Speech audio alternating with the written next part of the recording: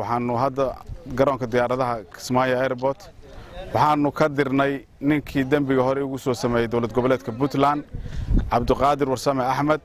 waxaana saarnay diyaaradda aad arkaysa garoonka diyaaradaha ee magaalada Kismaayo waxa maanta laga dhoofiyay eedeysane Cabdiqaadir Warsame Axmed oo loo haysto inuu gabar isku dayay inuu kufsado kadibna xabad kaga dhuftay xubinta taranka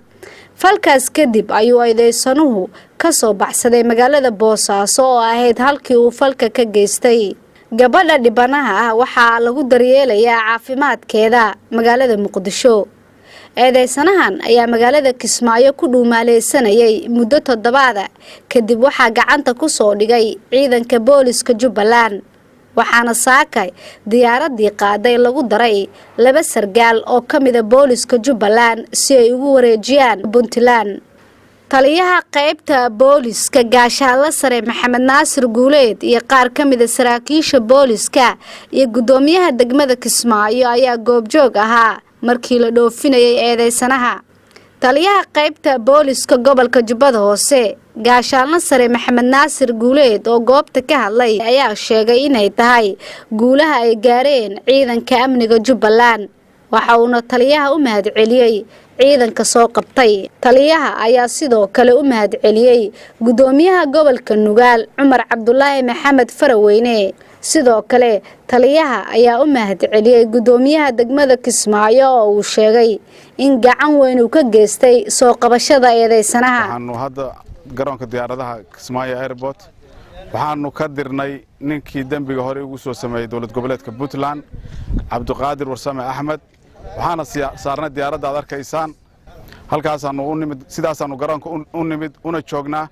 haddana isagii waa dirnay dawlad goboleedka Puntlandna waxaan leeyahay waa idin soo dirnay ninkii dambiilaha ahaa waxaan aad ugu mahadnaqayaa madaxweynaha dawlad goboleedka Jubbaland oo runtii ilaahay baa qadaray laakiin sababteeda lahaa in lagu guuleystay helitaanka ninkaas iyo gudoomiyaha gobolka Nugaal oo isaguna kaalin libax ka qaatay helidda ninkaas ciidamada dawlad goboleedka Jubbaland oo iyaguna habeen iyo maalinba socday si loo heli lahaa ninka isaga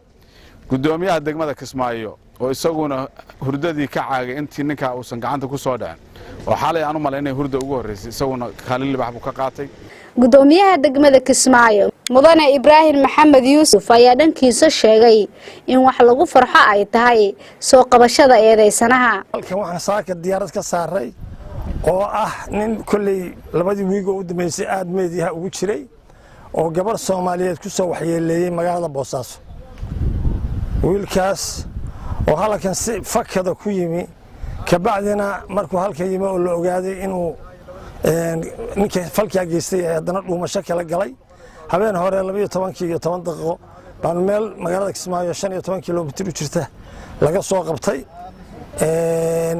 saakana waxaanu saaray diyaarad isaga iyo 2 askari oo wada si ay maaragtay u gaarsiiyaan magaalada Gaalkacyo ay ku sugayaan mas'uuliyiintii iyo ciidankii Puntland runtii waxaan aad iyo aad uga mahadcelinayaa